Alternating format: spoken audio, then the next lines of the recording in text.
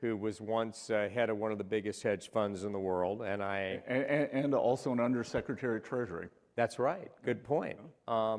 And you, as I said, had a very distinguished career on Wall Street. You arguably know more about what's going on with our economy than anybody else. You're watching all the data. What's your view of the economy right now? We obviously had, some energy inflation coming out of the Iran conflict. What's your overarching view of where the economy is today? Well, I think middle of February, the president asked me, well, Scott, how do you think the economy is doing? And I said, sir, I think we're growing at 4%. I think inflation is going to be back to target in July. And President Trump is constantly calibrating. And I think he thought because we had a strong economy, because he had made us energy independent, because we were resilient, then and also we had to go in Iran because they were 2 weeks away, if they wanted, from a nuclear weapon, that we're very strong. We had this 6 weeks of fighting, 90 days total, and now I think we're coming out on the other side, and the U.S. economy has been the most resilient in the world. And the employment numbers for the past 3 months have been gangbusters against all the surveys, and gasoline is going to come back down. This is a energy-induced inflation, and we are actually lower now than we were on February 27th in crude oil markets. And I think gasoline takes a little longer to come back down, but I think we'll be right back down. And I think we actually may be lower because the world is awash in crude. Mm-hmm. And we've done our job in that respect too, right? We have. I tell you, I was at the Petroleum Club of Houston 3 weeks ago, and I can't tell you just the difference. Being in Texas, being in New York, I was in New York, and Petroleum Club of Houston, they say the Pledge of Allegiance. There's a prayer before the meeting, and then you get to speak. They don't do that in New York. and people are voting with their feet. People are voting with their feet. Every 2 people leave California and 1 comes to Texas, I think every minute. And I think I saw, Mr. Secretary, that for the first time in the post-World War II era, there are now more Fortune 500 companies headquartered in Texas than in the state of California. I think I saw that. Yeah, well, California, New York, and look, I lived in New York for a long time. I was from South Carolina. Went to school in the Northeast. Thank you, in South Carolina. Went to school in the Northeast, and then lived in New York for many years. And people say, "Do you miss New York?" And I said, "Well, I miss the New York I lived in. Like the New York I lived in, I got there." David Dinkins, who's a very nice man, but not a very good mayor, was the mayor. It was kind of Calcutta without the cows.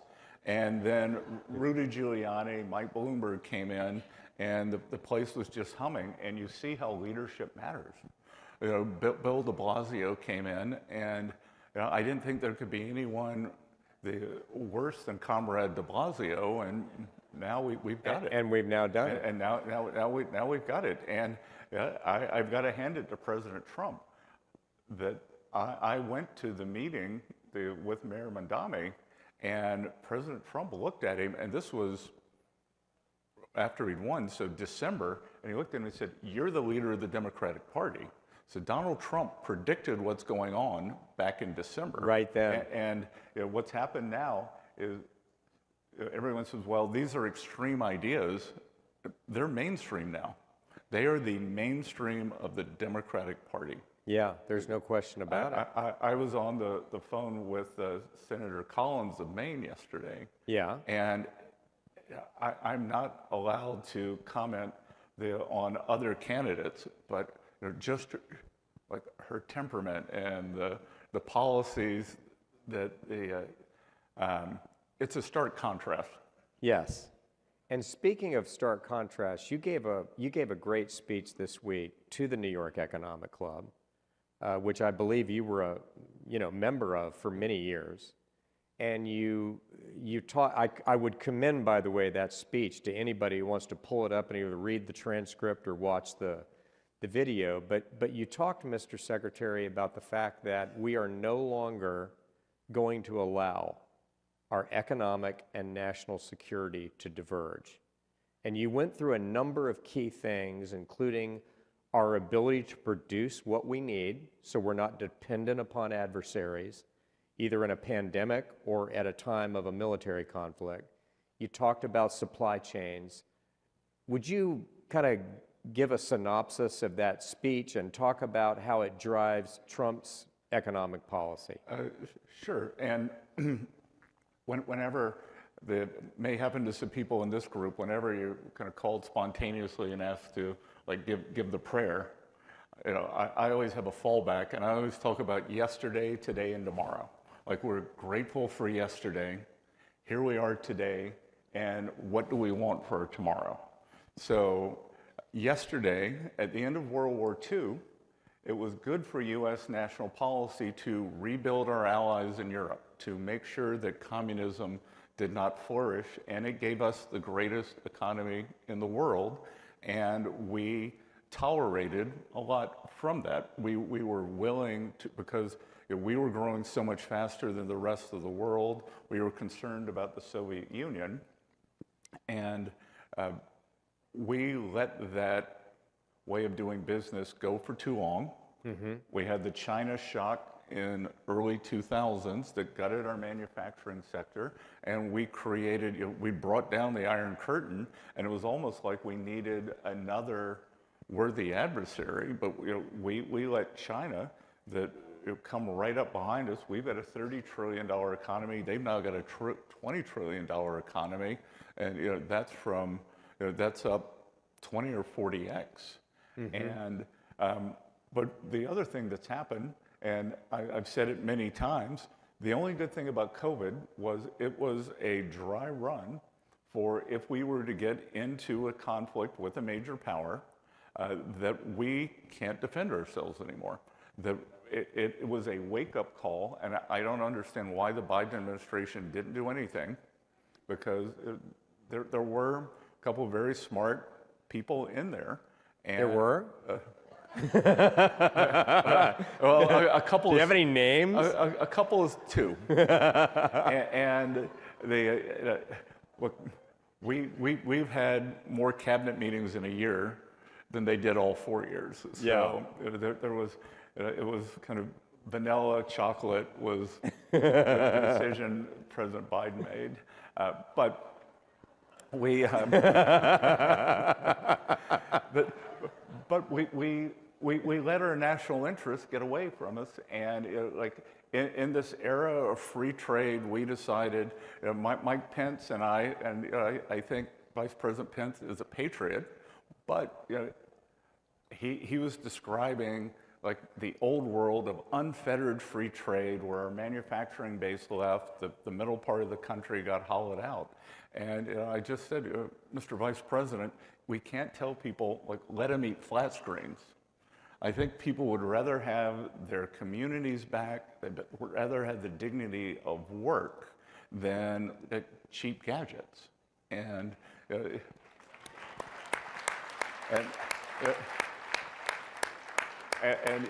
Wall Street Journal took a shot at me. They called me an Ivy League populist. And I tapped back at him, and I said, well, that's why you're called the Wall Street Journal, not the Main Street Journal. I mean, it is. And Main Street suffered. At the Economic Club, someone asked me, what would you like for your legacy to be? What do you think the president's legacy will be for his second administration? And I said, parallel prosperity. Wall Street always does great, but it's Main Street's turn to catch up, and yeah. Main Street came back. It was, look, we have spent a lot of time at Treasury with our small and community banks. Elizabeth Warren is always, oh, well, I'm afraid of a bank going under. Well, it's Senator, you put 45% of the small banks in America under. The financial regulations from 2008, 2009, it was too big to fail, but they became too small to succeed. Yeah. And our Main Street and small banks, they finance small business, they finance agriculture, they finance the real estate, community real estate loans, and we're trying to bring those back. So it's again, stock market can do great, but it is time for Main Street to do better. Now, as you know, we're celebrating this week the one-year anniversary of the signing of the Working Families Tax Cut. We brought the corporate rates down. We accelerated depreciation for investment. We have the Trump accounts, expansion of the child tax credit, standard deduction, no tax on tips, reduced taxes on Social Security benefits and for seniors. It's now been in place for a year. What impact is that having on working families, on small businesses, on job creation, and on the larger economy? Look, I think there's something here for everyone too, and there are also the private education funding too. Yes, school choice. School choice, and blue states aren't taking it because the teachers' unions have the dagger up to their throat.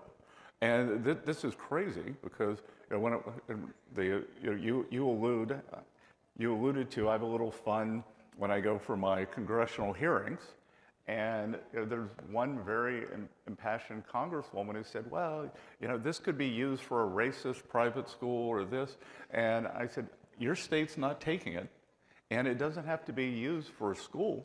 It could be, if you're in a blue state and your child's in public school, you can use it for tutoring, you can use it for special needs children, you can use it for school trips, but they don't want it.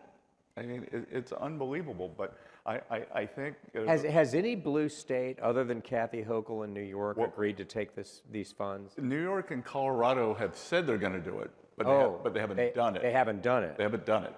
So, and remember, I think the governor of Colorado is like one of the 20 potential Democratic presidential candidates. So he's, but yeah, I think that the one big beautiful bill, the Working Families Tax Cut, that was this incredible barbell.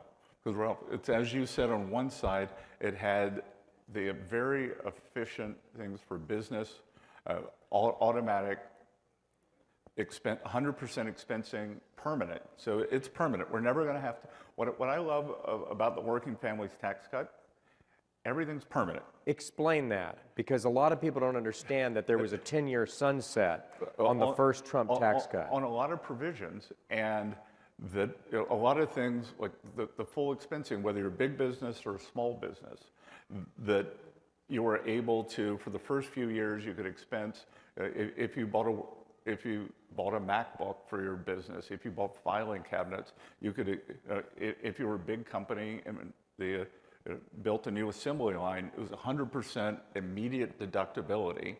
And when I go out, I was in the Winnebago plant in Minnesota, and they said, because we could do the immediate expensing, we decided to build a battery factory in Florida. It made it worth it. So we're seeing a CapEx boom with 17% pickup in CapEx, and I think that's a combination of the tariff policy and the tax policy.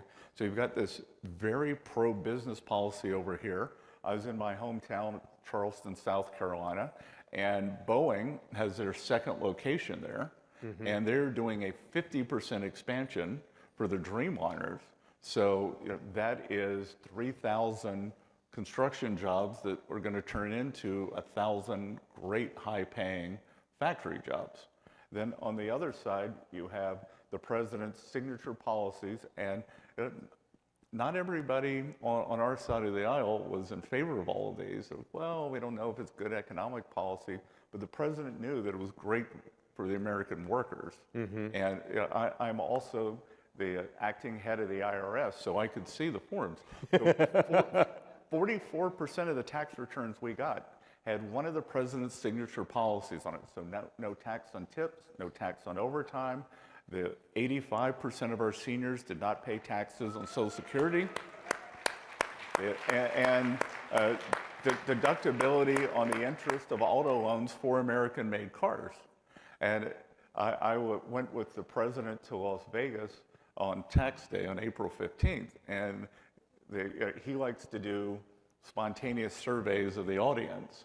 And he went through with all 4 of the provisions, and I would have thought that Las Vegas would have been the tip capital of the world. And he went through, okay, no tax on tips, no tax, it was no tax on overtime, was by far the biggest. And that was bigger than tips. Bigger than tips. And I was out in the Reagan Library about 5 weeks ago in Simi Valley, California. I did a roundtable with small business, and I'm sure we got a lot of small business owners here. And they said, our employees love no tax on overtime because, and it's the American way. You want to work harder, you keep more of it. Right. But the employers love it because then they have great employees who want to work more. Yeah, so, well, as you know, and I'm going to be at an event at the Treasury Department this week celebrating, you know, with Art Laffer. With Art Laffer. And Steve Moore. And Art Laffer. Art's great. Art's the original Reagan-era souvenir. Yes, and he says that if you want to see a growing economy, you don't tax people who work, and you don't pay people not to work. And I think you and President Trump have got both of those right, and the future is very bright because of it. I can tell you that President Trump, we've never had this many Americans working as we have under President Trump. Yeah, and the best is yet to come. Best is yet to come. And you know this, we strongly supported you for secretary. Oh, I know. You are doing a phenomenal job. The president is lucky to have you. He values your counsel. And Scott, on behalf of all of our members, I want to thank you for what you're doing for the working men and women of this country. Let's thank Scott Bessent for coming one more time. Thank you so much.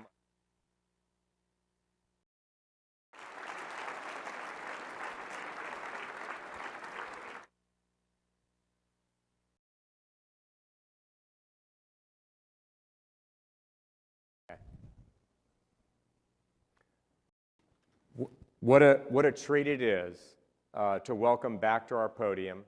He was here a year ago. It's been one of the greatest privileges of my career to get to know this man on a personal level.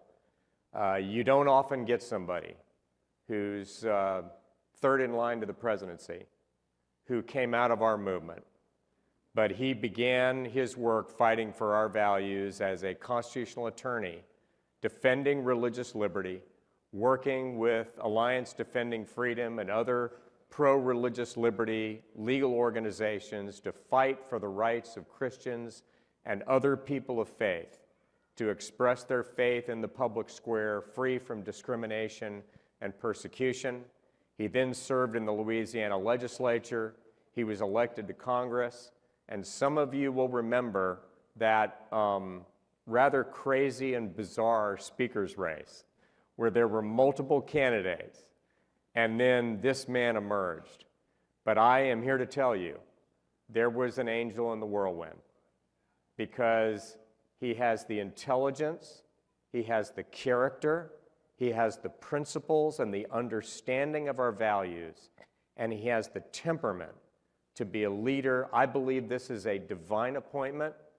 God has given him favor with his colleagues, favor with the president, and favor with the American people.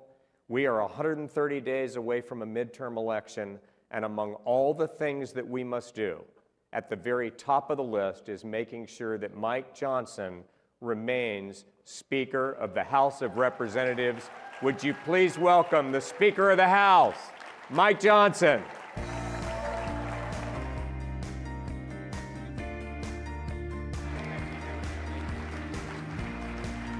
Thanks so much. Thank you so much. It is, boy, I have to turn the mic lower than Ralph. This is, I want y'all to know I was 4 inches taller when I became Speaker of the House. They have beat me down mercilessly, but I am still fighting because we're in this together. Thank you. Thank you for being here today. I am so grateful to the Faith and Freedom Coalition. I cannot tell you what an inspiration and example Ralph Reed has been for me, for so many years, and I know to all of you as well. And this coalition, this group, as you know, you are the backbone of the conservative movement. I mean, we would not be in the majority right now if it were not for you. That is a true statement. That's just, I know, we all know. I don't know the exact number, but it's somewhere north of 10 million doors that were knocked on for the 2024 election. We do this together. It is a grassroots effort and operation, and it could not happen without everybody in this room and your faith and your persistence and your faithfulness. Psalm 11:3 says, "If the foundations be destroyed, what will the righteous do?" That is not a rhetorical question for you and me. It's one we have to answer right now. And I've been more animated than usual this week because of the illustrations that we have seen of that. Right now, the foundations of America are under violent and unprecedented attack. And you know that that is true.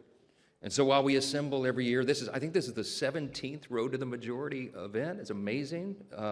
Thank you for being a part of it, because it's never been more important than it is right this moment, okay? Look, we know what's happened just in the last few days.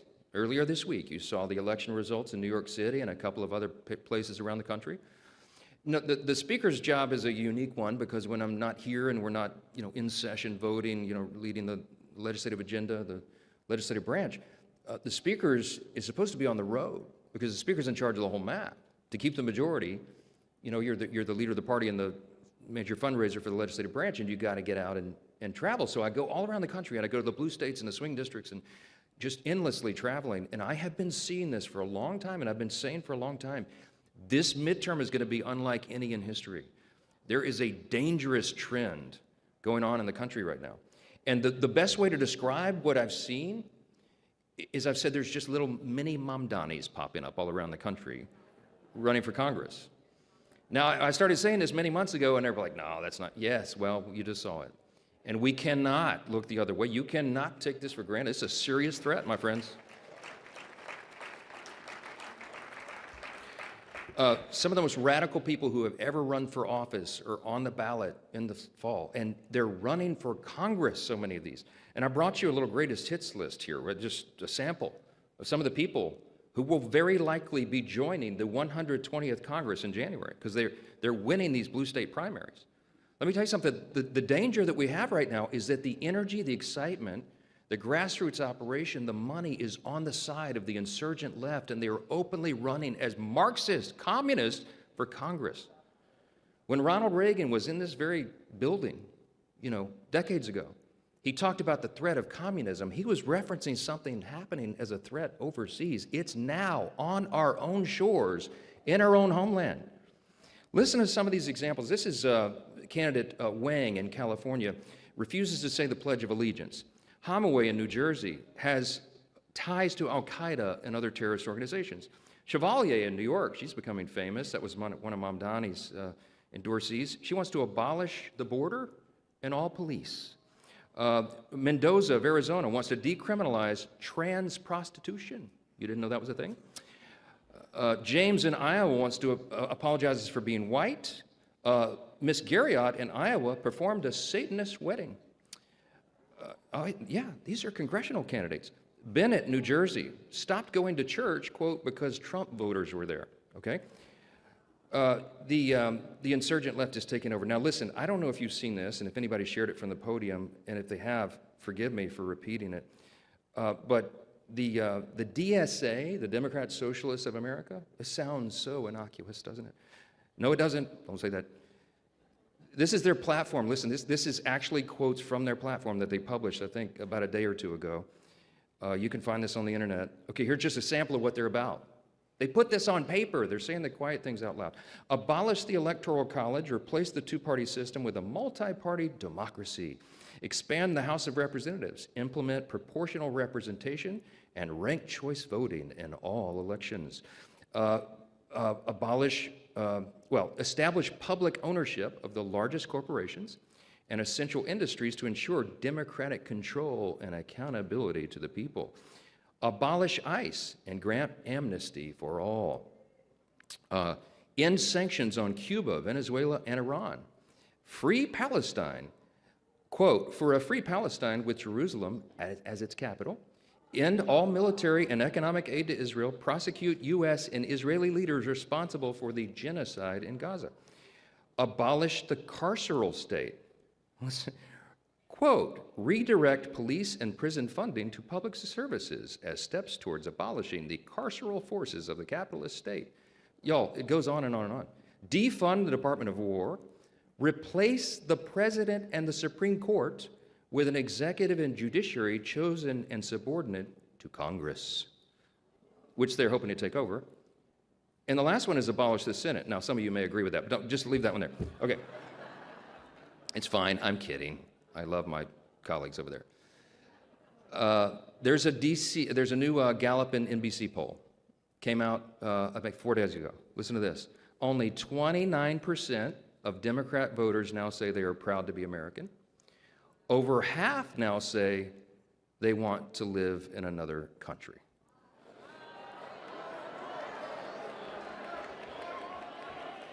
Go, go, go.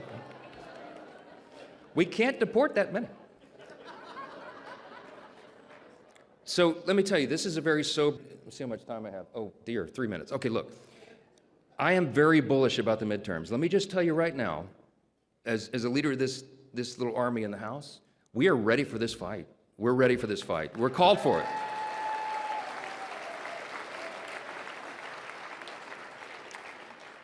My friends, I have a very boring 90-minute slideshow that I could go through with you right now. All the reasons we're going to win. We are going to defy history. It is true. We have to defy history. Only twice in 90 years has the sitting president picked up seats for his party in that first two-year cycle. But this is a midterm unlike any other, not only because of the threats that we face that are very real and must be confronted, but it's because of a lot of reasons on paper why we should win. We have a great record to run on. You just heard our extraordinary Treasury Secretary recount some of the big wins that we've done. I could do this with you all day, talking about the 700 bills we passed through the House, the 100 executive orders we've codified, and all the great things we've done for hardworking American families, and pro-family policies, and pro-life policies, and we're fulfilling our promises. We have better candidates than the Democrats do. They are on the verge of an open civil war because the establishment Democrats are being pushed out by the Marxists. They're having a lot of disarray on their side, and that will play to our advantage in the midterms. We have, for the first time in 10 years, my friends, we have a slight fundraising advantage over the Democrats. That never happens. People are so motivated, and we have the President of the United States running like it's 2024, okay? He's going to tell you that himself here in a few minutes. He's going to tell you. He's out doing campaigns and rallies, and he's going to look right into the eyes of the camera and say, I am on the ballot, because in a real sense he is. If we were to lose the midterms, heaven forbid, these Democrats, y'all, impeachment's not even the big concern. They will turn every committee of Congress into an investigative body, and they'll go after the president's family, the cabinet, his donors and friends. Half of you in this room will be targeted. I run the protection program. I'll take care of you, okay? We're going to win. We're going to win the midterm, okay? All right? I'll leave you with this thought. Oh dear, a minute. Okay, I'll leave you with this thought. We have been portraying this, Newt Gingrich gave us the idea. He has a way of crystallizing things so well. He said, Mike, this midterm, think of it like this. This midterm is not a contract with America year. You guys did that in 2024, and you have fulfilled those promises. You delivered for the people. This is not a contract with America year. This is a contrast for America year. Yeah. And the contrast is between common sense and crazy, okay? And they give us new illustrations every day now of crazy. We don't have to make it up. I'm going to tell you that we're called to be faithful. I did a little tour a couple weeks ago. I'll end with this. We had faith influencers. A big group of them came to the Capitol, and among them was Frank Turek, a dear friend, and many others that you would know.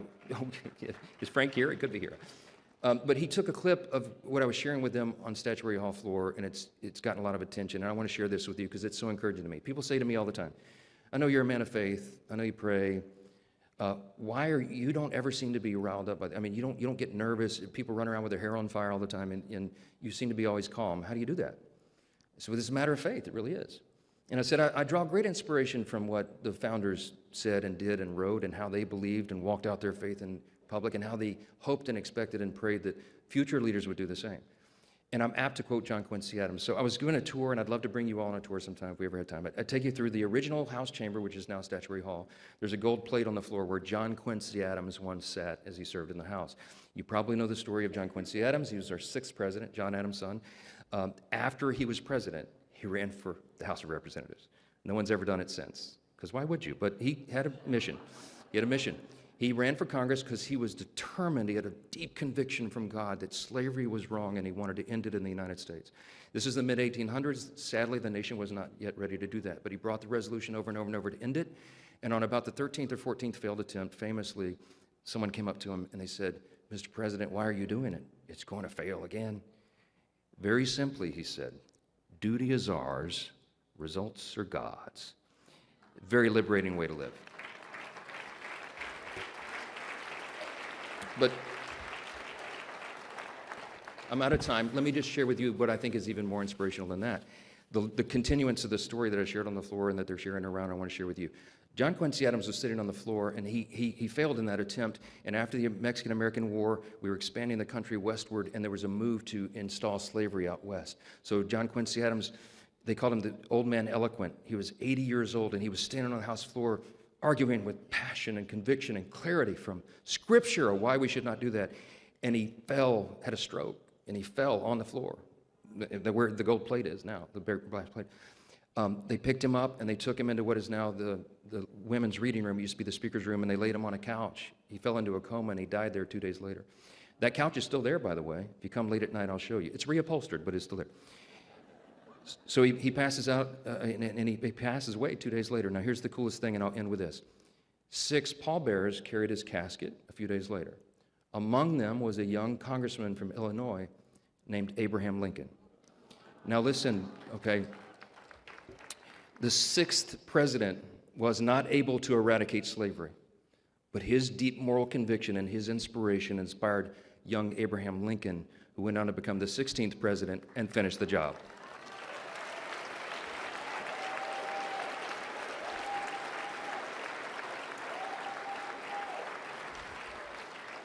The moral of this story is what I wanted to share with this audience in particular, because you're faithful and you're out there and you're engaged and you're doing the job.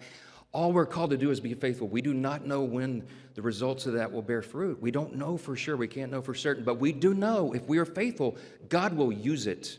And so we are called to do our duty, and the results are up to Him.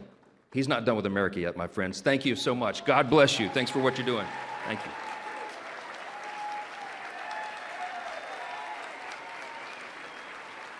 Ladies and gentlemen, please welcome to the stage speaker, author, former Secret Service agent, and 9/11 World Trade Center survivor, Darren Kinder.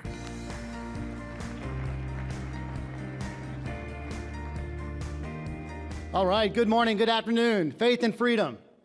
I love this crowd. I love this crowd. Faith and freedom, two of my favorite things, something I have put myself on the line for both, and will do so again if called upon. My name is Darren Kinder, and like that message just said, I'm a former Secret Service agent for 25 years. I have witnessed history, seen history. I have traveled to 43 different countries, protected 5 U.S. presidents while in office. I have hunted and chased al-Qaeda cells across Western Europe. But more important than all of that, I'm a faithful husband, devoted father, and a fierce follower of Jesus Christ.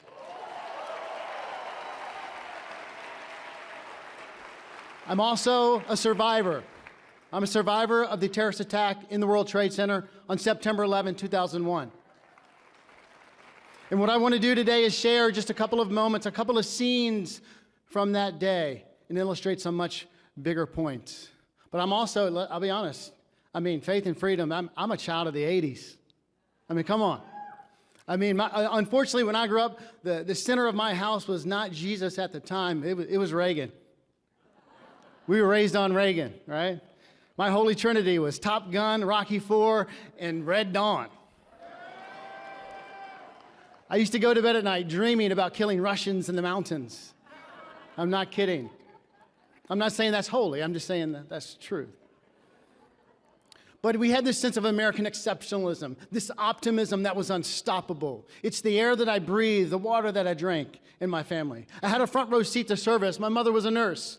My father worked for an agency that helped the blind. My brother, the real cop in the family, was a law enforcement officer for 27 years. But what I want to do, I'm also a patriot, but what I want to do is unpack, what does it mean this morning? What does it mean to serve your nation, but also serve your Lord? Because that's the contention that we have to wrestle here with this morning. What does it mean to be a good citizen, knowing that this is not our home, knowing that I'm ultimately a citizen of heaven? Well, let's get our terms straight first, shall we? When I say citizens, I am not talking about civilians. There's a difference. I have a feeling, we'll find out, I have a feeling that people in this room are citizens of this great republic. You see, a civilian is obsessed with self, inward focused, focused on their own safety, focused on their own comfort. A civilian consumes, takes, rarely gives. Civilians see people and circumstances as a means to an end, but not citizens. Citizens are different. They build. Citizens invest. They cultivate. They grow societies from the ground up. They spend their time, resources, and talents on things that matter. They cultivate and build a society. They draw benefits along the way because they put their own deposits in rightly as they went. They have two focuses: inward focus on the family and outward on their community. That's a citizen. Teddy Roosevelt once famously said, "A citizen has the will to work and a willingness to fight the righteous fight." Yes. Well, let me tell you, on September 11, 2001, I witnessed both, civilians and citizens. When we first evacuated, our office was in 7 World Trade Center. When we first evacuated, a group that I belonged to, about 30 special agents, in the blink of an eye, we went to first responders. And started entering in, and civilians are running around, and there's chaos, and you would expect that. But later, a few minutes later, I find myself in the North Tower because I'm not very smart. I find myself in the North Tower. I'm in a stairwell, and there's people evacuating down. And about on the 10th floor, there was this woman. She was slumped over in the corner. She could not evacuate herself anymore. And unfortunately for her, that stairwell was full of civilians, not citizens. And so I just said, hey, to the 2 guys I was with, the 2 agents, I said, you keep going. I'll meet you later. I'm going to help her down. And I started to carry her down, and I couldn't do it myself. And so I grabbed a random dude by the collar, literally, and said, you're helping me. And once the blinders were off, that man, in an instant, went from a civilian to a citizen. And we carried her down. Later, after the first tower had collapsed, before the second tower had collapsed, it was madness, it was chaos.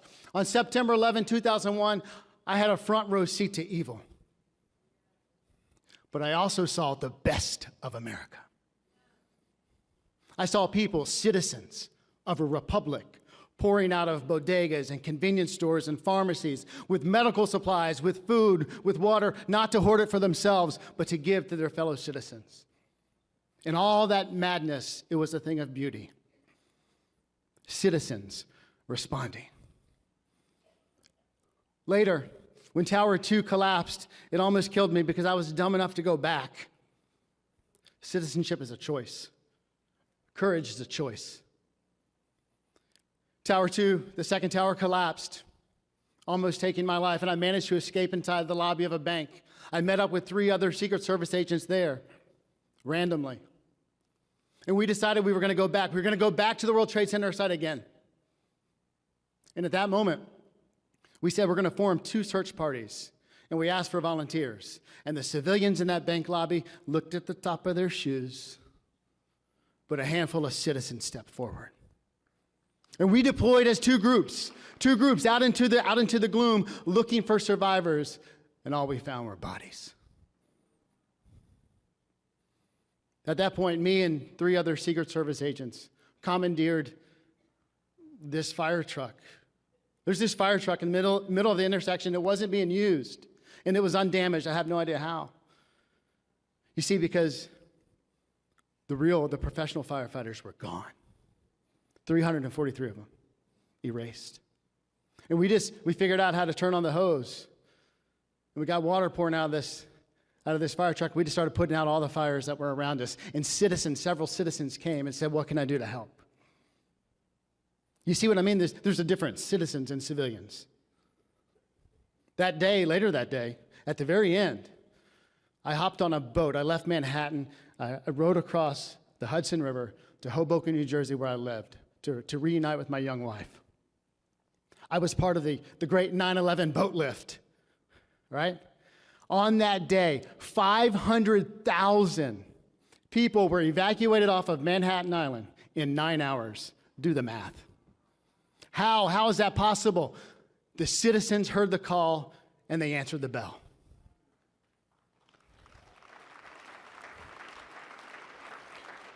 Coast Guard call went out and said, any boat willing to help the evacuation of Lower Manhattan, please report to Governor's Island forthwith. And 150 vessels of all kinds responded. 600 pilots, captains, sailors, citizens responded. Now there's a higher calling above citizen, I think, in my opinion, guardians. Guardians are ones who administer justice, establish order, and keep us safe. They're our first responder community. I want to honor them. It's a higher calling that not all are called to. But I know this, 422 of them died on September 11, 2001. And I saw the best of the best respond to the danger, run to the guns, and they were valiant to their final breath. There's another higher calling as well, the warriors. Yeah. After 9/11, our warriors went to work. They went downrange in places like Afghanistan and Syria, Libya, Iraq, to fight the fight there so the enemy could never bring the fight back here. And I am forever indebted to them. George Orwell once said that we sleep peacefully at night because rough men stand ready to do violence on our behalf. And that's true. Because contrary to what your mommy may have told you, sometimes violence is the answer. Why? Because evil doesn't stop when you ask nicely. Now, above that, we got citizens. We have guardians. We have warriors. But we are citizens of heaven. That's a higher calling. We are citizens of heaven. We are not, let me be clear, we are not civilians waiting for heaven. We are citizens of heaven here, right now, doing God's work. Some Christians see Jesus as just their Savior, and they spend their days just waiting for salvation. Not us, not you, not me, not today. We are citizens of heaven right now. How can we be good citizens of our nation and also citizens of heaven at the same time? It's very easy. We fight for our nation by serving our Lord. Let me give you 3 quick ways on how we can best do that as citizens of a republic and as citizens of heaven. Number 1, it is God's will. Evangelism is the will of God for each and every believer. When the first tower collapsed on September 11th, it almost got me. I was really close. I'm running, and large chunks of debris are falling all around me, and then the lights just went out. I couldn't see, but I'm still running, large chunks of debris falling everywhere. And then a few strides later, I'm out of the kill zone. I'm out of the kill box, and I see this strange thing out of my left eye. I see sunlight. Sunlight. And so I run across the street, and I'm looking north up a very narrow alley. At the other end of that alley is sun. And so I just turned around because all I could hear was screams and cries in the darkness. I turned around and I started yelling at the top of my lungs, follow the sound of my voice. Come this way. There is light this way. Come towards me. I will show you the light. And I say that not to elevate myself. I say that that is our calling, metaphorically, as Christians in this, as citizens of heaven. To be the man, to be the woman, standing in the alley, pointing people to the light of life. Jesus said, I am the light of the world. Those who follow me will not walk in darkness, but will have the light of life. We are a city on a hill, a light that should not be hidden. Let your light, Jesus says, let your light shine before others so that they may see your good works and give glory to God who is in heaven. You want to know, how do I serve and fight for my nation while serving my God? What does it look like? Go and make disciples of all nations, baptizing them in the name of the Father, the Son, and the Holy Spirit, teaching them to obey all that I have commanded you. That's called being the man, being the woman, standing in the alley, pointing people to the only light that matters. Secondly, a citizen of heaven fights the battle at home. This is a house-to-house conflict. It is brutal. They are taking over our homes. They want to take over our homes and our families and our marriages. We have to fight back.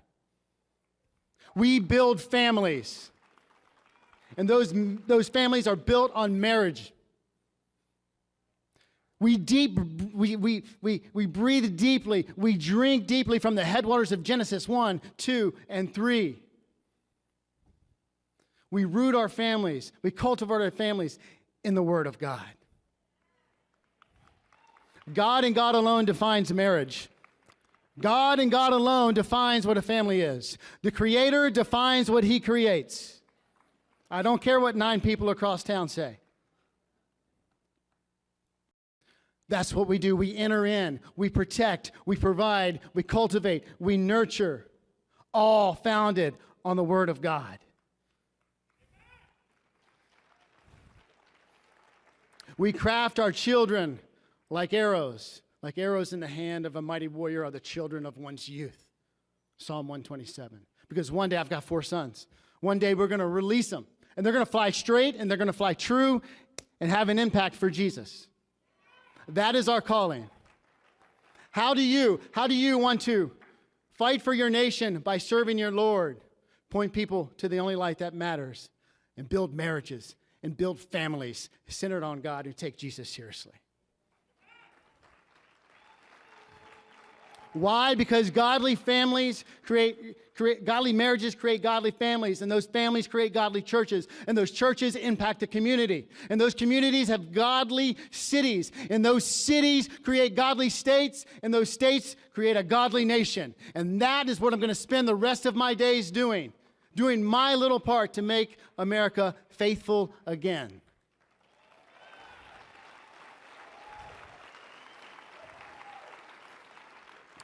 Now, one more illustration from my experience on September 11th. At the end of the day, myself and the 3 other agents I were with, we finally figured out where everyone else was relocated. We drove about 30 blocks north, and we walk into this place called Chelsea Piers. Many of you are familiar with it. And we walk in, and we are beaten and bloodied and haggard. At the end of the day, my shoes, the soles of my shoes were melted. My pants were about 3 or 4 inches shorter because they kept catching fire. And I saw a large group of people that I worked with, and they looked just like we did, man. They had answered the call. They were citizens of a republic. But I saw another group of people at that establishment, and they were different. They were clean.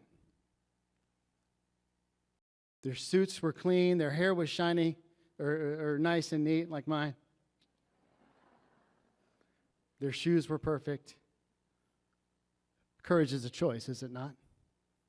Being a citizen is a choice, is it not? And so the next day, I share that illustration only for this. The next day, I'm on my couch in Hoboken, New Jersey. I'm praying with my young wife, and we're praying, and we're trying to figure out what is the Lord going to do with us and with this event. And I couldn't get that image out of my mind, man. There were dirty suits and there were clean suits. And I made a promise to God in that prayer. I said, Lord, I'm going to spend the rest of my days. I should be dead. I'm going to spend the rest of my days getting my suit dirty to bring your name glory.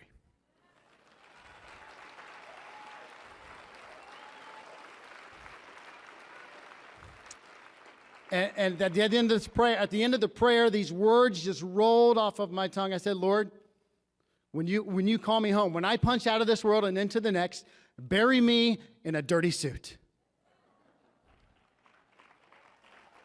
I didn't know 25 years later that'd be the title of my book. Bury me in a dirty suit. So my question to you is your suit dirty? Are you ready to get your suit dirty? Because I don't want to, wouldn't it be a shame to punch out of this world in a clean suit if that was your legacy? No. You have an arena for which you have been called, each and every one of us. How do we serve and fight for our nation while serving our Lord? We choose to enter into the arena. What is your arena? We are created uniquely and perfectly with different skills, talents, and abilities for a purpose. I would encourage you to pursue it with everything you've got. What is that arena for you? I don't know. Maybe it's running for city council, getting on the school board, fundraising, knocking on doors, whatever it may be. What else could your arena be? I don't know. Child abuse, domestic violence, abortion, homelessness. Because as I travel over the country, this is what I see. It's sad to say. I see arenas that are just waiting for their gladiator to show up. But not you and I. Not today. You see, Roosevelt said, we never want to be those cold and timid souls who know neither victory nor defeat. Those cold and timid souls, those are clean suits. But not you and I. Not today. Not moving forward. Folks, we live in the space between. We live in the space between the resurrection of Jesus and his coming back. I've read the end. I know how it ends. But in that space between, there's ground to be won. There are foot soldiers needed for that second coming. Come, Jesus, come. Find that arena and spend the rest of your days getting after it, rolling up your sleeves and getting your suit dirty in the name of Jesus. So what does it look like? To fight for our nation and serve our country? That's what it looks like. Let me just close with this. The national anthem. I love it. You know, for the average national anthem is about 1 minute, 43 seconds. And in that 1 minute, 43 seconds, here's what I do. It's just a practice. Maybe you could adopt it. I fix my eyes on the flag and I don't let it waver. And then I pray. I thank God that he put me in this nation, in this time, in this place, on the greatest nation on earth. And then I say, Lord, what can I do to serve this nation? Show me, equip me. And then I say, Lord, what can I do to serve you and make your name glorified above and beyond as a citizen of heaven? For the good of my nation and for the glory of my God. And by the time I get to the land of the free and the home of the brave, I've got a tear in my eye and a full heart in my chest. I'm a citizen of this great republic. I'm also a citizen of heaven. My name is Darren Kinder. I live in a dirty suit. I'm fighting for my country by serving my Lord. Join me. Thank you.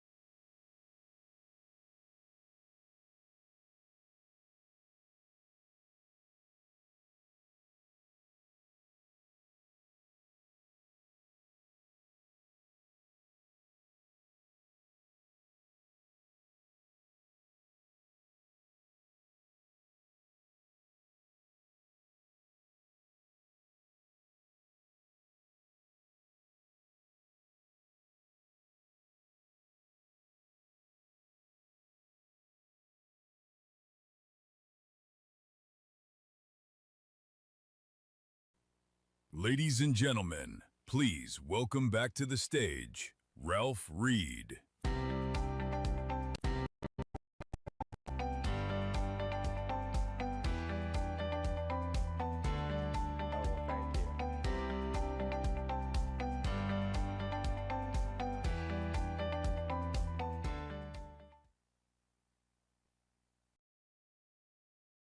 It's going to get even better. He comes out.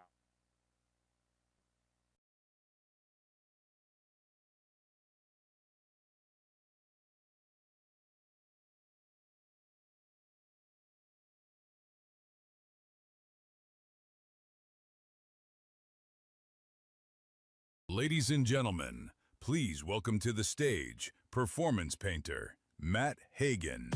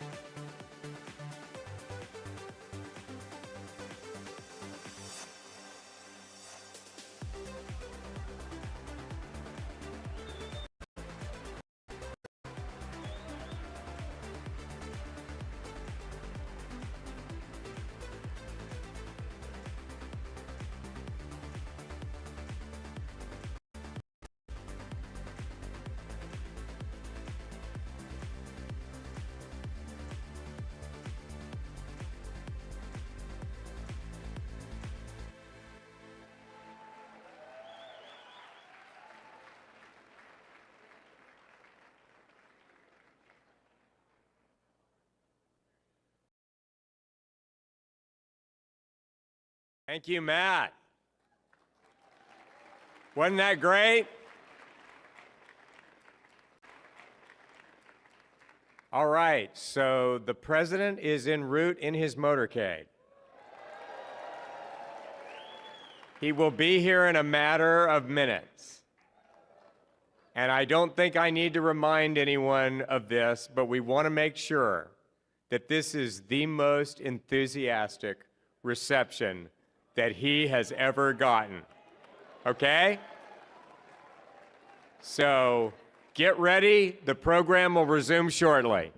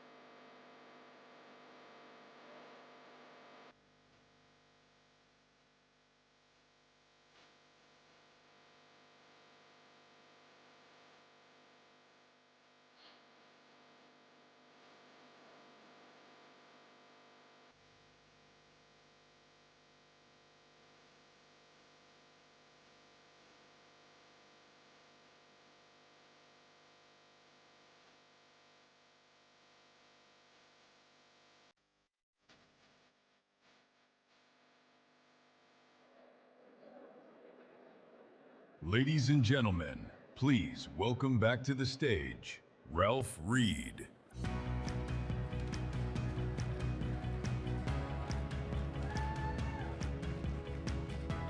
Are you guys ready? I know he's ready, but I'm going to give him a proper introduction because this man, our next speaker, is no stranger to this conference or this stage. In fact, today marks his 10th appearance at the Faith and Freedom Road to Majority Conference.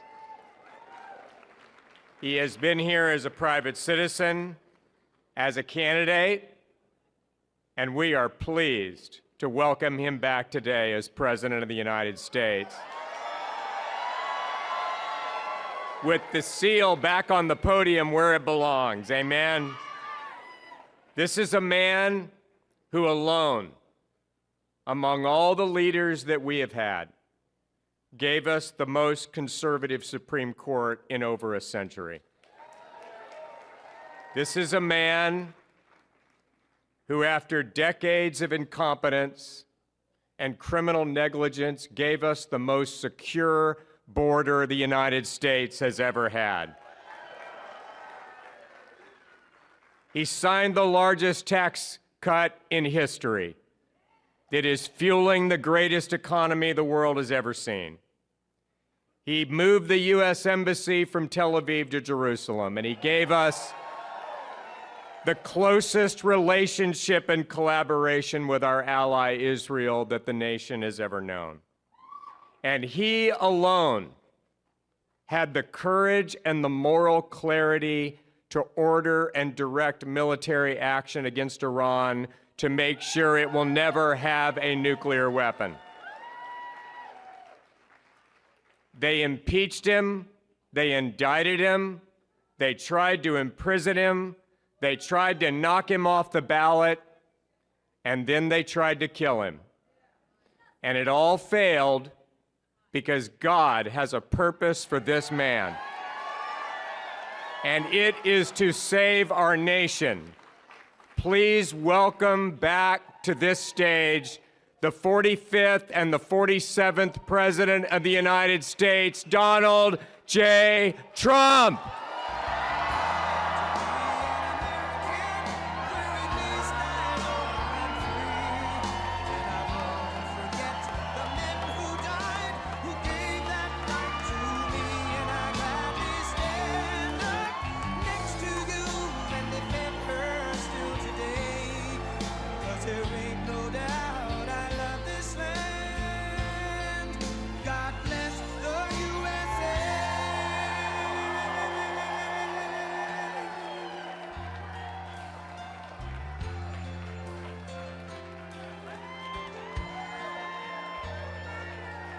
From the lakes of Minnesota to the hills of Tennessee, across the plains of Texas, from sea to shining sea, from Detroit down to Houston, and New York to LA, where there's pride in every American heart, and it's time we stand and say that I'm proud to be an American, where at least I know I'm free. And I won't forget the men who died, who gave that right to me. And I gladly stand up next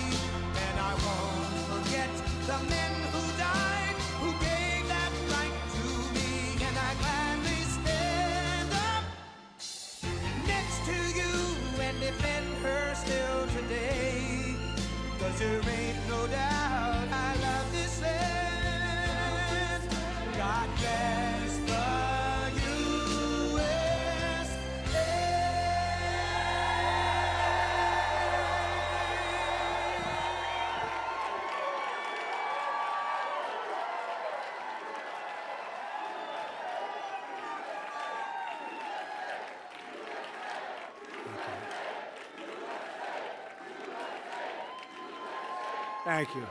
Thank you very much. And I want to thank Ralph for the introduction. He's a great guy and friend of mine for a long time. And thank you to all of the true American patriots of Faith and Freedom Coalition. You've been with me from the beginning, and pretty much like nobody else, I don't think can top you. You were just great right from the beginning. You got it. You understood what we had to do, and we got it done, and we're continuing to get it done at levels that nobody's seen before. With the help of many people in this room, 18 months ago, we won the most consequential election victory in American history. Winning all 7 swing states, the Electoral College by 312 to 226, the popular vote, and 86% of all counties in America, 2,700 to 525. That's called a big victory. The Faith and Freedom Coalition was with us every step of the way. You knocked on 97 million doors. It's true. Ralph actually told me 10 million, so I had checked. It was 9.7 million. You reached 18 million voters. Think of that, voters of faith.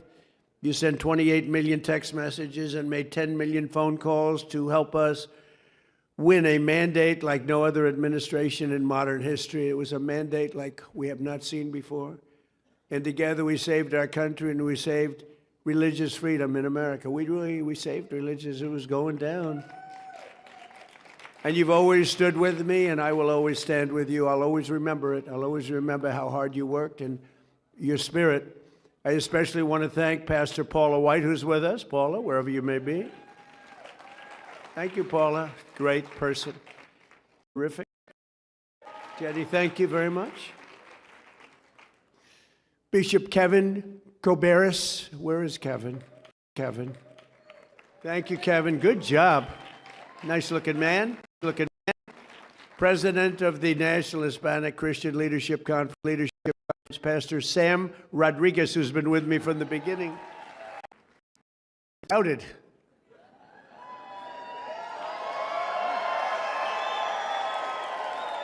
I remember this place not so long ago. Hopefully, we'll have a little more pleasant. We're going to have a little more pleasant experience. I remember this room very well. A friend of mine who has been just incredible, Dr. Alveda King. Dr. Alveda King. Doctor, thank you, darling. From the beginning, so much. The ones from the beginning, I don't know. They tend to be the ones. They're the ones they stay. And they stay like nobody, and we appreciate all of those people. An ambassador to the United Nations who's doing a really great job. Mike Waltz, he's around here someplace. Mike, doing a really good job. And just over 1 week from now, we will celebrate the 250th anniversary of the Declaration of Independence, marking 2.5 centuries of glorious American freedom. And thanks to the extraordinary work and incredible devotion of patriots like those people in this very, very crowded ballroom, today I can proudly report that on the edge of our 250th year, America is back. It's back. It's back. And I'm especially pleased to say that, likewise, religion is back in our country, bigger and stronger than it has been in many, many years. Been reading all of those reports. Religion's really, it's going up. If that were stock, we'd be very, very rich, all of us. It's been great to watch. And as I've said before, to be a great nation, you have to have religion and you have to have God in your nation. If you don't have that, it just doesn't seem to work out, does it? And we have it. We have religion and we have God now. Remember when I first started, 2016, they wanted to take the Christmas out of Christmas. Remember that? We ended that little drive, but we ended a lot of other drives too. From the very beginning of our country, American greatness has been forged by people of faith, and the very first settlers who set foot upon this new world at Jamestown got off their ship, raised up a cross, and bowed down to the Lord in prayer. It was faith that strengthened the Minutemen and who stood up at Lexington Green and Concord Bridge in Philadelphia 250 years ago. Next week, our founders invoked the Creator 4 times in the Declaration of Independence, 4 times. I wasn't mentioned once. I'm very upset. Not once. Not once. Faith pushed the pioneers to journey west. Faith led Americans to abolish slavery, and faith built this country into the most exceptional nation in the history of the world. It was going very badly a couple of years ago, very badly, but it's back really strong. But we have to be very careful because bad things are happening. Could I watch what's happening? And we're going to be discussing that in just a minute. Americans have always deeply believed in the promise of Christ's words in the Gospel of Matthew. With God, all things are possible. With God, all things are possible, right? All things.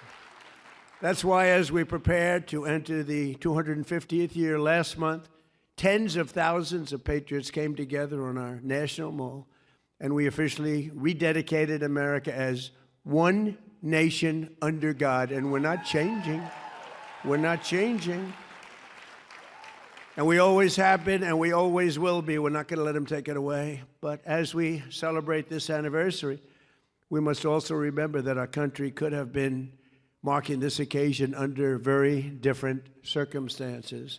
The last administration carried out a reign of persecution and repression against Christians and people of faith like America has never seen before. It's terrible. They turned a nation founded on freedom for believers into a place where Catholics were targeted by the FBI, where pro-life grandmothers were put in jail for praying, and where members of our military were thrown out of the armed forces for their religious beliefs. The radicals responsible for these offenses would have loved nothing more than to mark America's 250th anniversary by driving God from our public square once and for all. They wanted to do that. I don't know how anybody could vote for these people. They were so bad, they were so evil, and yet in many ways incompetent, certainly incompetent on policy, open borders, transgender for everybody, men and women's sports, just grossly incompetent ideologies, and so many more. But they did not get that chance because they lost an election in a landslide, and we won an election in a landslide. And while I am in the White House, I will defend Christians and all Americans of faith 100%. You have it 100%, and you've seen it already. So upon taking office, I created the first ever Presidential Commission on Religious Liberty, led by Texas Lieutenant Governor, a great guy. I don't know if he's here. I know he's coming over to my office in a little while, a thing called the Oval Office, beautiful office. Lieutenant Governor Dan Patrick, and my friend, Dr. Ben Carson.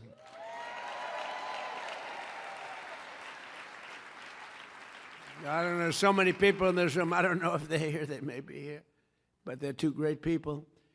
And later today at the White House, they will present me with their official report and recommendations to ensure that America continues to uphold the first right in our Constitution, and that's religious liberty. We have to uphold religious liberty, most important thing.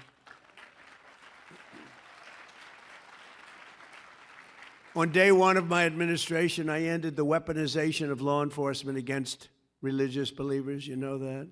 I pardoned the Christians Joe Biden threw in jail for saying prayers. He threw him in jail. You know, he didn't know what the hell he was doing. The guy's grossly incompetent. But he was surrounded by very smart, in some cases brilliant, lunatics.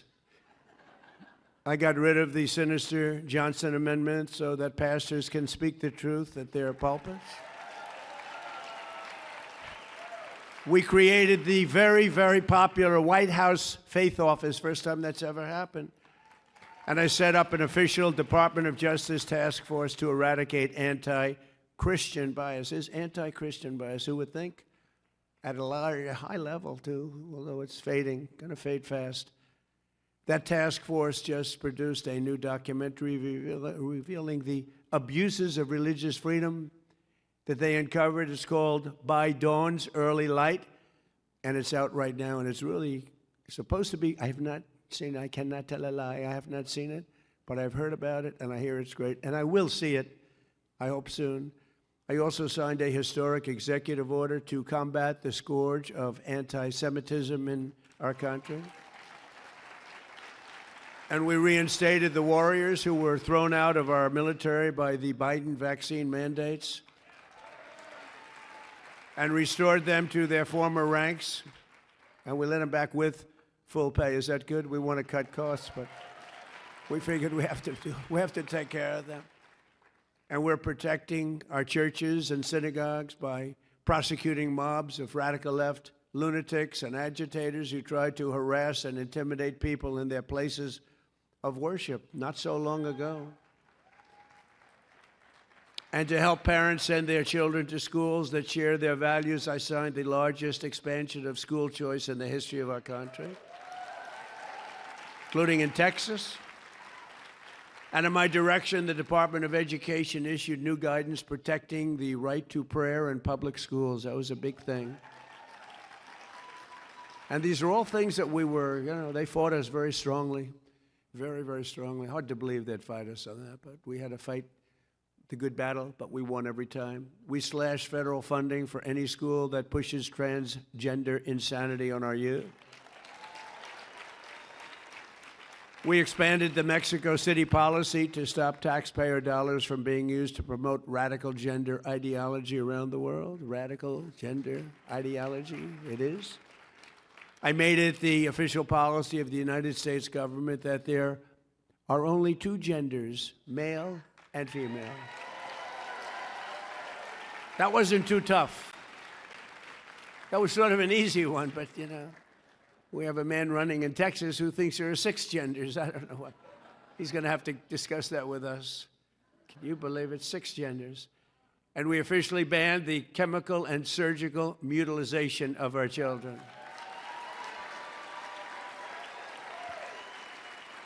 And now we have to pass the Save America Act to protect our sacred American elections. Have to pass it.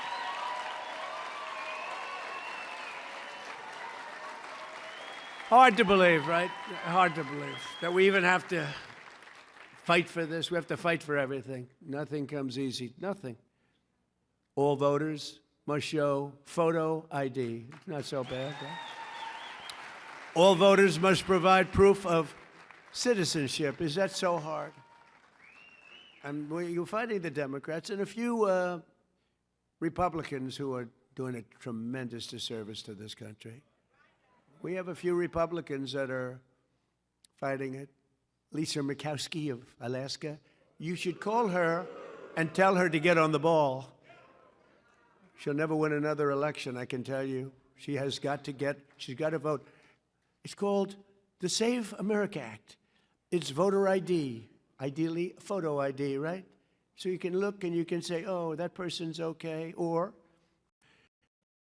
proof of citizenship. And we want no mail-in ballots except for illness, disability, and military deployment or travel. We'll be very judicious.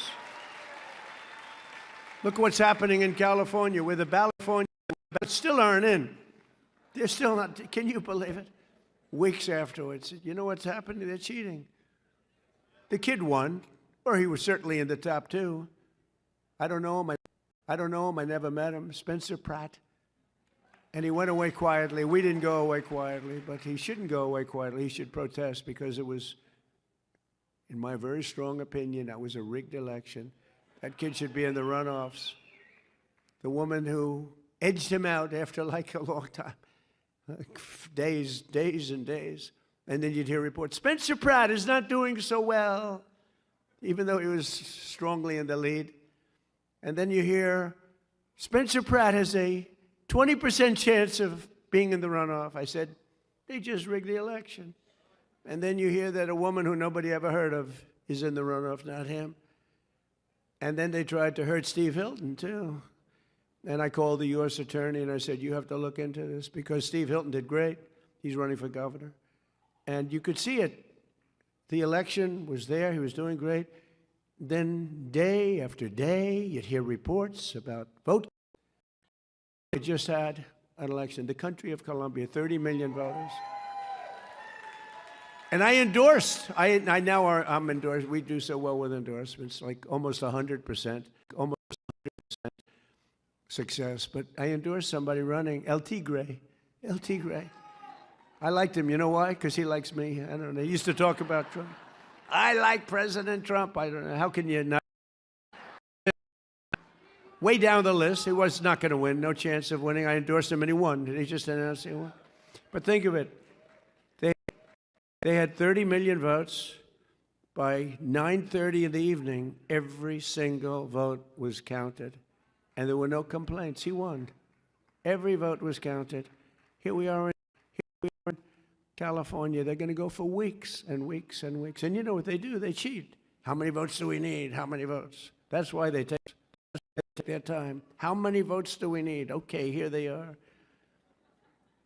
Honestly, it's terrible. We're a third world country with elections. And we will also enshrine a permanent law that says very easily and succinctly, no men in women's sports and no transgender surgery for our children. Never forget, if the radical left ever gets the chance, they will bring all of this insanity right back at like it is. And they're trying like hell. I call them the Democrats.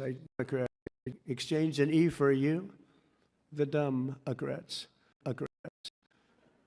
And that's it's trending number one, the word Democrat. I just can't believe I didn't think of it 9 years ago. I should have thought. The Democrats, they are horrible. They want to resume the transgender mutilization of our children. They want to restart the war on Christians and churches. And as you saw with the communists elected in New York City recently, they're communists, they're not social democrats. They want to completely destroy the traditional American way of life. Communism is very easy to sell. It destroys everything, but it's very easy. I'll be honest, I think I'd be the greatest communist in history. I'd give free rent. Ladies and gentlemen, from now on, you don't have to pay any rent. From now on, anybody wants a house, don't worry about it. Just pick the house you want. Everybody gets free food. Everything is free from this point forward. Everyone's going to vote for me. The problem is, after 2 or 3 years, the country is a disaster area. The country fails. They always do. It always does. So easy to sell. That first year, easy to sell. Boy, you're the most popular. It's happening right now in New York and California. But you'll start living in squalor. You'll live in squalor. There will be no food. There will be no housing. There will be no military. There will be no law and order. There will be no nothing. There will be no nothing. You'll be a third world inhabitant in every way, and everyone will suffer or die. You'll suffer or die. That's what happens. For thousands of years, it's been happening by different names. Thousands of years. I'm telling you, I'd be the greatest communist in history. It would be so easy. You wouldn't have to work. You could stay home. The problem is a couple of years go by, the whole place collapses. Always does. Always has. But I'm sorry to say, but assassinations of those who oppose them is a very important element of their ideology. Assassination's a big deal for them. They're animals. They're animals. In many cases, they're not smart, but in some cases, they are. It's easy for them to get followers because they make promises that they know they can't keep, and the Democrats aren't fighting back. That's why they're dumb. They're not fighting back. They're afraid. I watch Schumer. He's afraid to fight. I watch guys that are pretty normal, and guys that we oppose, they're afraid to fight. The Democrats have taken a tremendous turn left, and many of these people, I looked at some of the people that got elected the other night in New York. These are in many ways stupid people, in some ways and intellectually probably pretty smart, but they're people that want to destroy our country. They hate our country. They hate our people. They hate the Democrat Party. The Democrat Party is in big trouble because this isn't stopping with New York. This is going on. It's too easy to get elected, giving everything away. Too easy to get elected. Very dangerous, but you'll soon have nothing left. That's the problem. In many ways, they're allowing them to just go their own way, do your own. We don't want to take a chance on saying anything bad because we're afraid we're going to lose our jobs if we do. They're afraid they're going to lose their election if they even think about saying anything bad about this new breed of sick people. They're not smart enough or tough enough to fight the plague that's happening. It's happening right before your very eyes. If they fought them the way they fight Republicans or the way they fight me, they'd be victorious. They didn't beat us, but they'd be victorious against the communists. But they don't have the courage to do so, so they're turning communists themselves. It's becoming a communist party. These are not social democrats. These are hardcore, godless communists. They're godless communists. All communists are godless. They don't believe in God. This is the most serious threat to our country since its existence, in my opinion, 250 years ago. This is a major threat to our country. It isn't something that's easily solved, but with a little love and help, some hard work. Because it's ironic, we're celebrating a very important birthday, our most important birthday so far, 250 years. And instead of speaking about Christ, and instead of speaking about freedom and victories of all different kinds, we're speaking about yet another threat to the foundations of America. These ruthless communists will attack all religions, but in particular Christianity. They always do. They're after Christianity more than any other religion. It seems to be more and more throughout the world, maybe because we're doing so well. I don't know. Maybe if we weren't doing well. But you see the numbers, how they're growing, how the churches are filling up. It's a beautiful thing to see. I mean, look, it happens to be during my presidency, so I don't mind taking credit for it. I'm very proud. But a lot of great things are happening. All communist countries attack religions violently. It's part of their deal. As you know, we recently struck Nigeria and largely ended the slaughter of great Christian populations. They have a great Christian population. They were being butchered. Thousands and thousands of people were being killed, children, women, old people, just being slaughtered, hatched to death. They know that if they go further, the attack will be far greater and that they don't want to really get involved anymore so much. You know, we hit them very hard. We knocked out their leader. We knocked out their second leader and their third leader. Sounds a little bit like Iran, actually. That's all about a different cause that we have to do because we cannot let Iran have a nuclear weapon. Can't let it happen. So I'm saving Christians throughout the world, even though we are not in those various countries where you read about this. But they'd like to make our country just like those countries. That's where they started. They started right where we are right now. But I'm saving them by hitting these terrorists very violently and very hard. We're hitting them very hard by the greatest weapons on earth, taking them out. We know where they are. We hunt them down and we take them out. Think of it. They go into a village and they just kill everybody. It's like crazy. They will close your churches in this country. They go communist, and they're trying to. They will kill your people, and that's what they're about. They want to end religion. They have to end religion because their ideology doesn't work if you have strong religion, people like you that are so incredible and love our country so much and love God.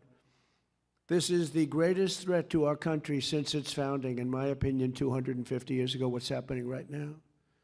It's the greatest threat. People don't look at that, well, oh, 3 people were elected. No, it's many more than 3 people. And the other people are being swayed because they don't have the sense to see what's happening. They don't have the sense. Their followers are not leaders, even though they're politicians, in some cases successful ones. For the first time in history, the powerful Rent Stabilization Board, as an example, that sets rents in New York City, just happened today. They've done it for years and years, and they've been very far left. They're run by Democrats, and they give landlords a hard time for years and years. It's called rent control. They give landlords a hard time, but they always give some increases so they can survive. But they just came out, first time ever, with a ruling, 0 rent increases for landlords, 0 for the next 2 years, despite the fact that energy, supplies, real estate taxes, and just about everything else has gone up. They're supposed to allow you to have that. 0. They're giving them that. They're basically confiscating their property. And the one representative for the landlords who's on the board, I think they have 8 or 9 people on the board, and you had one who was representing one out of like 8. But at least you had somebody. But that person walked off in disgust, walked off and got booed. Mayor Mamdani, who came to the White House and seems like a nice guy, but he said he was going to do this in his campaign. Nobody thought he was serious. He said he was going to make sure that people don't have a rent increase, even though energy went up. It's going to come down. It's coming down fast right now. I hope you're watching what's happening. We had a low number just now, $69 a barrel. That was, some people said it was going to be $350 by now. 69, it was going to be 300, 350. Never hit those numbers at all, even in the height of it all. But what the mayor doesn't say is that these buildings will soon turn into ghettos and slums, and that everybody will continue leaving New York. And as this spreads throughout the country, very much like an uncontrollable form of cancer, the country itself will be taken down. It will be third world, strictly third world. And it's happened many times before to very big and very powerful countries. But it's not going to happen to the United States of America. No way.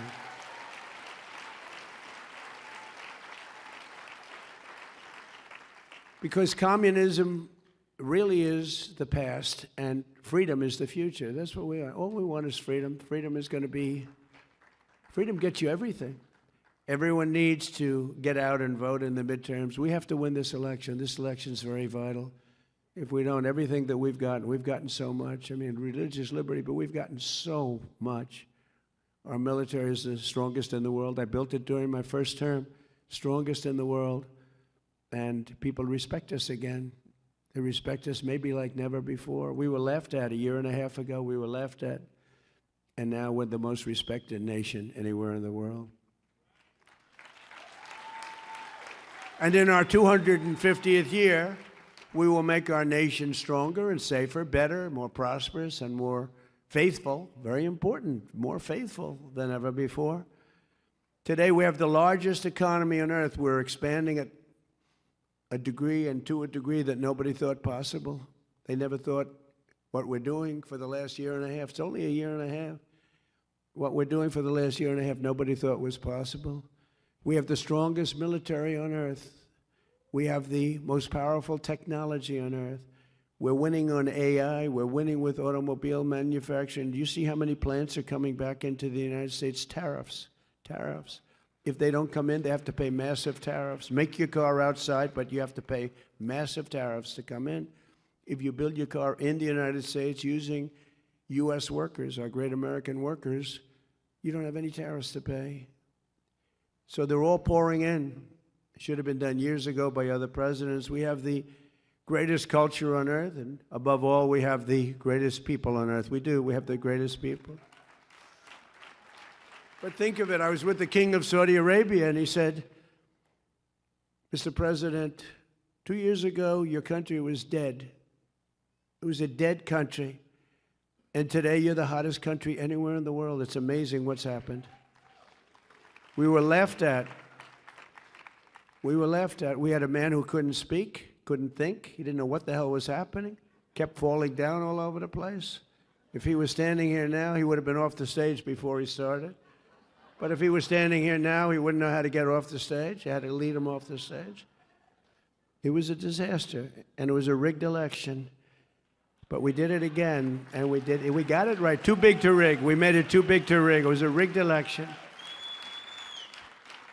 And look what happened because it was a rigged election. 25 million people came in, many criminals, murderers, 11,808 murderers, more than 50% of who created more than one murder, murdered more than one person. These are not going to be the citizens of our country. There's not a thing you can do to change that. but drug dealers at the highest level, the worst, some of the worst people on earth came in through open borders. Joe Biden's, but really it was the ideology's open border policy where everybody could come in. They came from all over the world. They emptied their prison populations into the United States of America. Think of that. But we're getting them out. We're getting them out faster than anybody can imagine. And we're going after the bad ones first. We're getting them out. Last week, we signed a historic agreement to accomplish what no president has ever been able to accomplish before, that Iran will never have a nuclear weapon. We're not going to let that happen. And thanks to the power and skill of the United States Armed Forces, Iran today has no Navy, no Air Force, no anti-aircraft capability, no radar, virtually no manufacturing. Their drone capacity has been cut by 82%. Their missile capacity has been cut by 80%. Their rocket launchers have been cut by 90%. Their leadership has been killed a first time, and their leadership has been killed a second time. And nobody wants to be the leader of Iran anymore. They said, who would like to be the president? And everyone said, no, thank you. It's amazing. And then the fake news, like the New York Times, which is a failing publication. But the fake news, ABC, so bad, ABC television network, fake ABC, NBC, CBS, CNN. They actually said for a little while, it didn't play well, that Iran was much stronger today than it was 4 months ago. Think of it. They have no Navy. They have no... They said they're stronger. They're dying to make a deal. They're giving us a lot. They should have been done over the 47-year period that they've reigned with terror. And that's what they did. They reigned with terror. When you see a young man or woman walking around without legs or without arms or a face that was obliterated, it happened from the roadside bomb that was created, the creation of General Soleimani, who I killed in my first term, and that was a big killing. He was a mad genius, but he was going to knock out 5 of our military installations. I found out about it. And in all fairness, Israel was supposed to do it with us, and the night before that took place, we heard from Israel that they will not be doing it. They don't want to do it. And I said to a couple of generals that we had, who were very good, I said, what do you think, generals? Can we do it? Because we worked on it for 30 days, worked on it with Israel. They said, we'll do it, sir. Can we do it as well? We'll do it better. And he was dead the next day. He was dead in the valley of death. He died in the valley of death. We had him all. We knew when he was coming, where he was coming, how he was getting there. We knew everything, but we lost our partner. I don't blame them that much, to be honest with you, because it's tough stuff. But they told us the night before they won't be doing it. We did it ourselves, and we did it so incredibly well. We also took out the head of Iraq's ISIS division, and we took out both of them by luck with Iraq. But had he lived, because he was a brilliant general, very sick man mentally, but he was a brilliant general, it may have been a different story. I don't think so. I think we would have knocked the hell out of him whether he was there or anybody else was there. But he was a brilliant general. It's one of the biggest things ever to happen in the Middle East, the killing of Soleimani. People have said it's the biggest thing to happen in 100 years because he was a dominant force. I actually think that Khomeini and all of the people in Iran were happy about it because they were afraid of him too. Over the past few weeks, the stock market and your 401ks skyrocketed upward like pretty much nobody's seen before. Oil prices are plummeting downward, and the world is a much safer place. We had to take that detour to knock out Iran. If we didn't do that, and we're still, we still have a fight. They have some capability, not much. They're not winning or anything, but they have some capability. They can still shoot. They shot a drone yesterday at a big ship going into the Hormuz Strait. They shot 4 of them. We knocked down 3 of them. One of them, I guess, we didn't miss it. Nobody saw it coming. And it hit a ship and did some damage. But you can't do that stuff. But very soon we're going to be at $2.50 gasoline. I was in Iowa making a speech the day before we did the attack. And again, we had to turn it around. Everything was going so well. It's like, you're doing so well. We have the best economy. Everything's great. And I brought my people into the room, my financial people and other people. I said, listen, we just set a record in the stock market. We just set a record in every single thing, including 401ks. Your 401ks, most of you have 401ks, are at the highest they've ever been, everything. But this was true 3.5 months ago, before the attack. Everything was good. We had records and everything. We were doing great. And I said, I hate to tell you, but we're going to have to take a detour. We're going to have to go to war or go to a military operation, which my people would prefer that I use as a term because war means things that they don't like. But whether you call it war or not, it is what it is. And we're going to go down to the Islamic Republic of Iran, and we're going to have to hit them very hard. And don't forget, when Barack Hussein Obama did the JCPOC, if you look at that, Barack Hussein Obama, have you heard of him? He was a disaster. He was a disaster. He gave them $1.7 billion in cash, $1.7 billion in cash, and tens of billions of dollars. Gave it to Iran, thought he could buy their friendship. And it was just the opposite. They used the money and they built missiles and everything else. And I terminated the JCPOA. It was his agreement. It was the Iran nuclear deal. It was a disaster. By the way, it expired a long time ago, but I terminated it long before it expired. If I didn't do that, Iran would have had a nuclear weapon. If I didn't send the B-2 bombers in 10 months ago, they would have had a nuclear weapon. We obliterated that nuclear dust. Very important. And then you wouldn't have Israel. Israel would be gone. I know you have a lot of good fans of Israel in this room. And Israel would have been gone, and probably the Middle East would have been gone. And they could have taken a shot. We would have wiped them out pretty quick, but they could have taken a chunk of us too. But in my first term, I created the greatest economy in the history of the world. The first term was a great success and rebuilt the military, did everything. But now we're blowing it away. We're doing much better this time. And again, we did have to make that excursion. How would you like to be given the best numbers we've ever had as a country and tell people, guess what, we're going to war, and nobody in the room knew what I was talking about because it wasn't their thing. And I said, we got to stop them from having a nuclear weapon. Because you want to see problems? Let a crazy country have a nuclear weapon. You'll see problems like you've never seen before. The stock market has set 73 all-time record highs since the election. And more Americans are working today than at any time in the history of our country. That's pretty good. In January 2025, we inherited the worst, most dangerous, most wide open and insecure border in history. I actually think in the history, I don't think it's just here. You could just walk into the country, and again, they were letting prison populations, they were taking buses and dropping them off at our border, and people coming out, murderers coming out of prison, drug dealers, the worst people.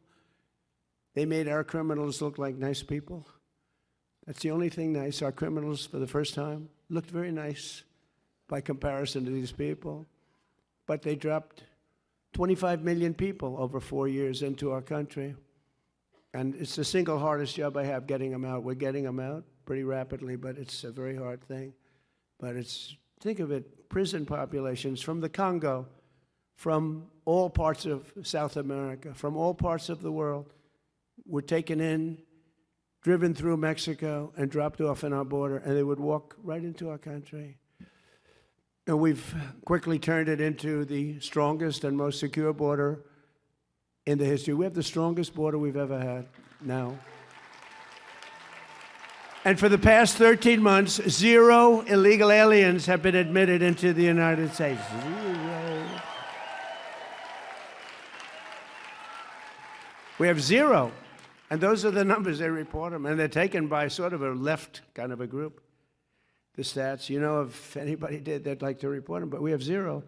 And they don't even try because they know they're probably not going to get in, so they're not going to make this very dangerous march. We're saving a lot of lives.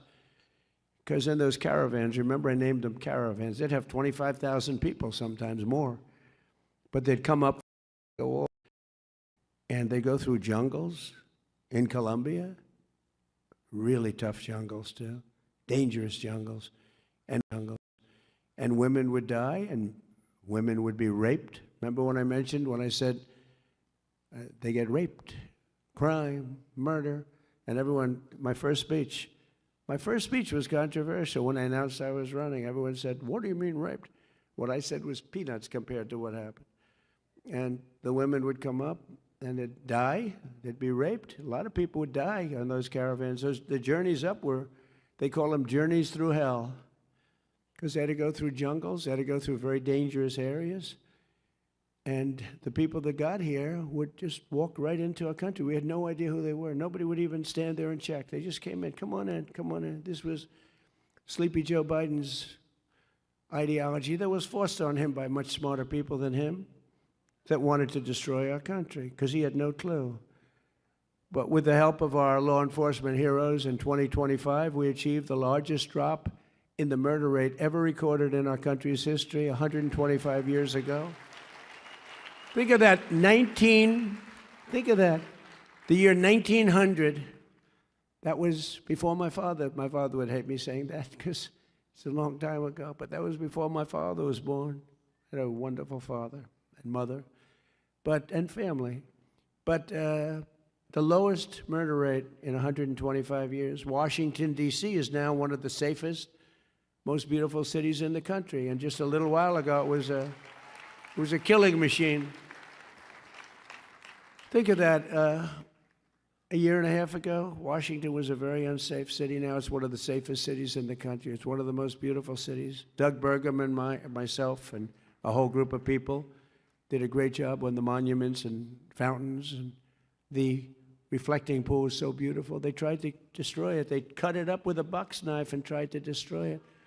And it's in great shape now. They're terrible. They're vandals. They've caught 6 of them, I guess, maybe more. They've got others in line to be caught. But we just inspected it. We'll fix it right after the 4th of July. Got to let the water out, just fix it. But we caught them. They would cut it, and they would grab this very expensive and very good material, totally waterproof, and they rip it.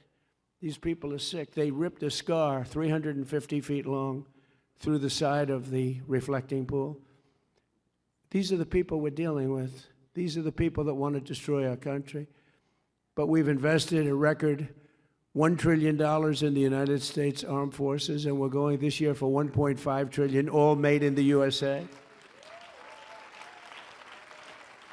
And something that's so exciting, the recruitment. You know, if you go back a year and a half, 2 years ago, you could not get anybody to join the Army, the Navy, the Air Force, the Marines, the Coast Guard, Space Force. You couldn't get anybody to join. They had tremendous recruitment problems, but now recruitment in every branch of our military is setting records. 18 months ago, we had tremendous shortages, and we couldn't fill them up. We were never going to fill them up. That included police and firemen. We couldn't get policemen and women. We couldn't get firemen and women. Anything with a uniform, because they were ashamed of our country, because we had people that were not respected. You have to respect the president. If you don't respect the president, you're going to have a problem. You're going to have a problem. They had no respect. And now we have waiting lists. Now you can't get into the military. Literally, we went from the worst recruitment numbers ever in 1 year to the best recruitment numbers ever. And it all started on that beautiful day, November 5th, right? A thing called Election Day. And as soon as we won, before I even got to do anything, those numbers started going through the roof. People love our country again, and they have spirit. You always loved it, but you were down, you were depressed. You were not feeling too good about our country, especially you as people with a great religion and a fervor for Christianity and religion. You should be depressed. You should have been, but now you're riding high. But we have to be careful. We don't want to lose it. We've got to win the midterms. We've got to win the election coming up, and we're gonna be in good shape.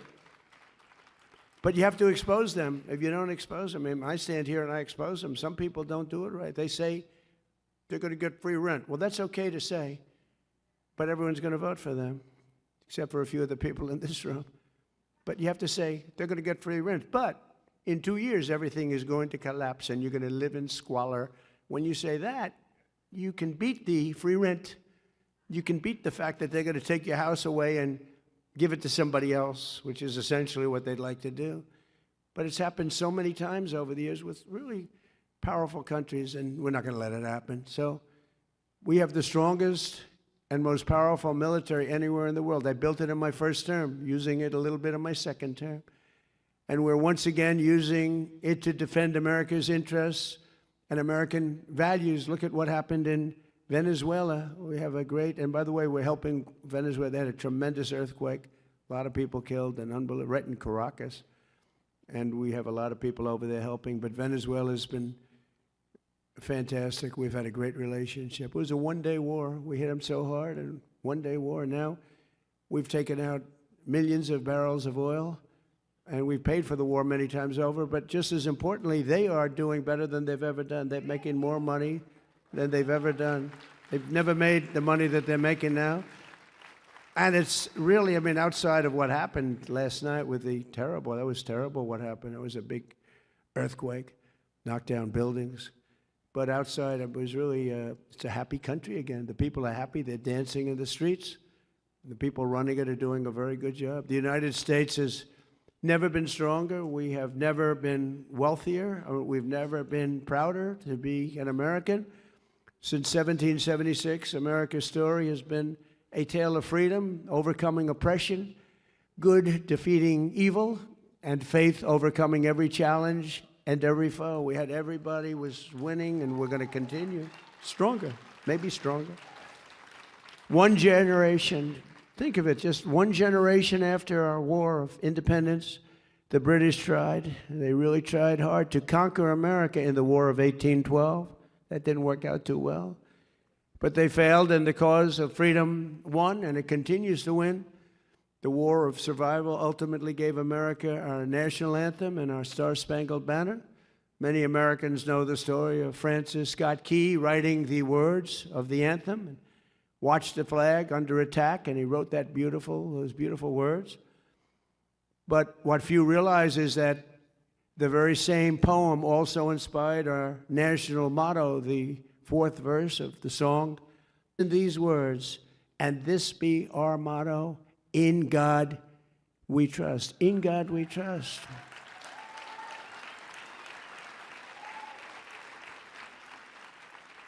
And as you know, the Democrats want to end that. They don't want the words, in God we trust. They want to have that stricken. They go to court. They take us to court. We're never changing that. We'll fight for that. We're not changing that. In God we trust. Better believe it. So today, on the threshold of our 250th year, this room is proof that America is still a nation that lives by those magnificent words, in God we trust. With the help of everyone here today and Americans of faith all across this land, we will continue to protect the promise of the Declaration of Independence, one of which actually is in my office, in the Oval Office. So we cherish it.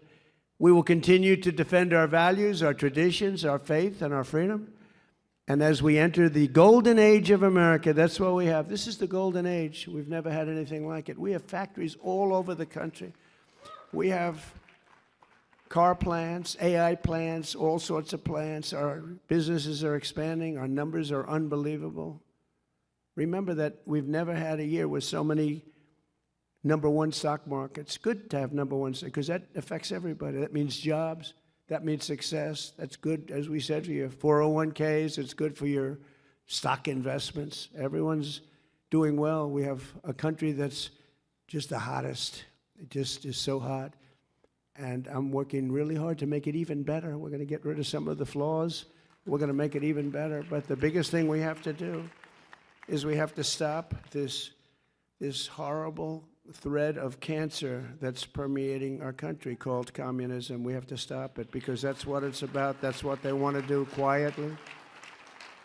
And we ask that God, the United States of America, and God will bless the United States of America because of people like you. Thank you very much, and happy Independence Day, everybody. Happy Independence Day, everybody. Thank you. Thank you very much. Thank you. Thank you.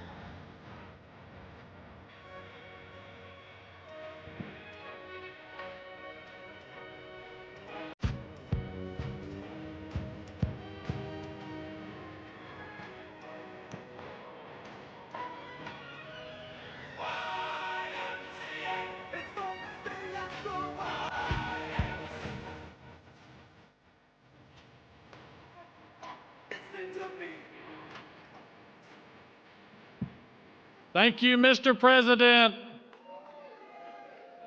Let's give one more round of applause to President Trump for coming today. Our breakout panels will be starting at 3:30 and 4:30, and they are over in these lower rooms, Jefferson, East and West, and Georgetown. So please make sure you go to our breakout panels this afternoon. And then also come back tonight. Doors will open at 6:30 for this main ballroom. We're going to have an evening of worship and praise with the Liberty Group. We're going to kick off at 7, and we'll have you out of here by 8 o'clock so you can get some rest tonight.